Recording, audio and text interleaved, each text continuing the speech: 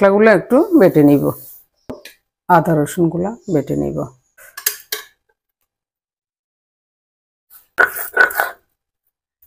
বেটে নেওয়া গুলা আদা রসুন নিয়ে গরম মশলাগুলো বেটে নিলাম। হ্যাঁ, 15 থেকে 20 মিনিটের জন্য, যখন নামাবো ফ্রিজ থেকে তখন।